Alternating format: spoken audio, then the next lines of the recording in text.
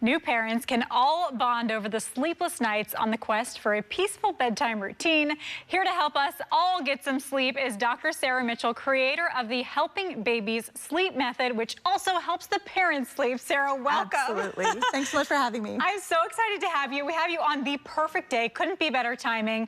We're talking about babies and toddlers getting to sleep today. Tell me how you got even into this business. Oh gosh. Well, I'm a chiropractor by training, and I thought I would know everything about helping my kids sleep. And then I was shocked at how sleep deprived I became. And so it just ignited a passion for me into investigating it and helping other parents. Wonderful. And you have a whole book about it. So tell us how the book got started and what it's about. Yeah. So the book is all about from about 6 weeks on to 24 months. So it covers the newborn stage and the baby stage. And it's really all about helping parents avoid the common parenting pitfalls that we kind of think are normal, basically, that we can't do anything about sleep in the newborn stage. So really, there's kind of 5 pillars to it. Okay. Yeah, the first one is really understanding sleep's a learned habit, right? We don't think about it that way. We think it should be this biological, this beautiful, natural thing, and it is in that very first month. But after that, it's really a learned habit, right? Think about yourself. Right. If I told you tonight that you couldn't sleep in your favorite position, and I was going to take away your pillow, how would you sleep? I would hate it. I don't know that I would sleep. Right? Yeah. You would toss and turn and be kind of frustrated, but eventually you would figure it out and be able to relax yourself, really. And that's what people don't understand about sleep in general. Okay. And what are some of the other main mistakes maybe that, or not even mistakes, but things that parents could do differently to help their kids? Well, the second pillar is really understanding timing. So putting kids down too early or too late can make it harder for them. And that's where daylight savings time really ties into things, because last night, as we sprung forward, you know, your toddler who usually went to bed at 7 o'clock was probably not ready at 7 o'clock. Their body wouldn't be ready until 8 o'clock. And so sometimes putting them down too early can lead to all these quote unquote bedtime stalls and frustration that have. So timing is really important. And in the newborn stage, really most babies have to be back to sleep at an hour and a half at the most by 3 months. It's not a very long time to be awake in the world. Oh, wow. Okay. I didn't even know that. Okay, so let's go through, since we're through the pillars right now, let's just go through the rest of them too. Yeah. The third pillar is intentional feeding. So are you using food to soothe or to fuel? So nursing to sleep is very common, and absolutely nothing wrong with that. I totally did that. I loved it. It was a beautiful experience until it wasn't anymore for me, because I had to feed him every 2 hours to get back to sleep in the night. So I had to change that. So intentional feeding, just to ask yourself, am I nursing him back to sleep because it's for fuel, or is it because it's what I've taught sleep looks like? And then the fourth pillar is routines and being consistent. So just as adults, kids have routines that cue their brain that it's time to sleep and help relax them. And then being consistent. So how am I teaching what a habit looks like? If I'm giving different messages, like sometimes I rock, sometimes I put the pacifier in, sometimes I bounce, sometimes I feed, that's very confusing for a child if we're trying to teach them a new way to fall asleep. And then the fifth pillar really is responding. This is the 4 to 24-month-olds that we're talking about.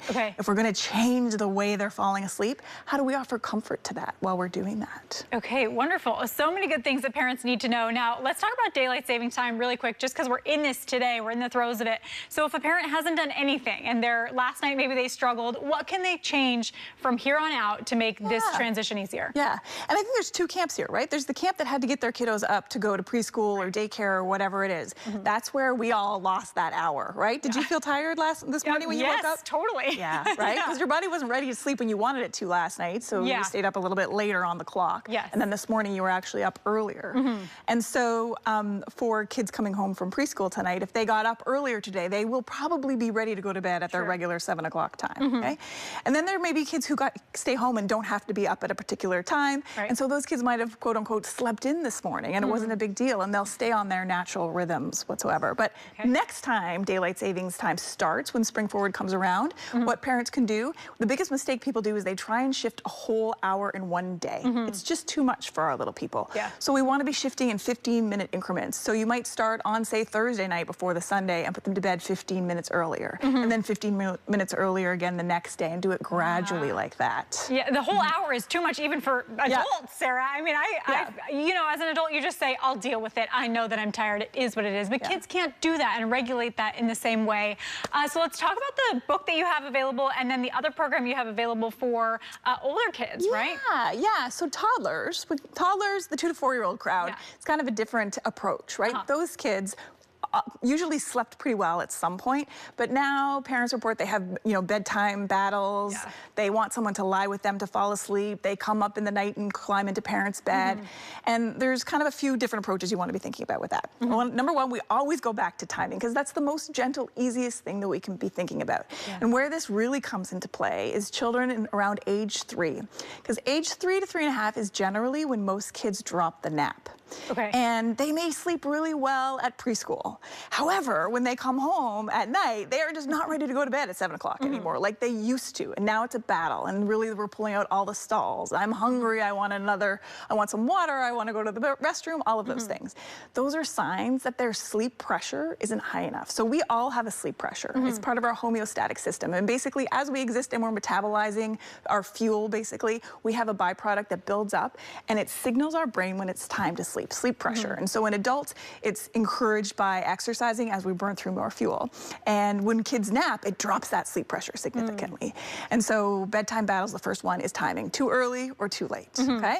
The second one is really actually all about connection. So has that child had enough time with you in the daytime to kind of fill up their bucket to be ready to separate from you? Yeah. And that's the purpose of a good bedtime routine, is to ease the separation away from a parent and to cue their brain, just like we do as adults, that sleeping time is approaching them.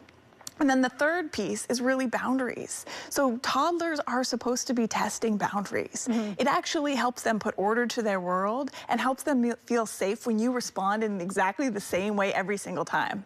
The problem can be at the end of the day, right? We're tired, we just want bedtime to happen, and our patience can be diminished, but they're supposed to be doing that. And are you the calm, confident leader? And are you willing to say, here's what I'm willing to do, and lay out the boundary? So those are kind of the three things around it. Okay, well, you have so much good advice, Sarah. I'm sure there's even more in the book and then in personal one-on-one classes that parents can take with you. So we'll put all this information on our website. Thank you so much for the advice on a tough day for so many people, Thanks for Sarah. having me. Thank you so much for coming.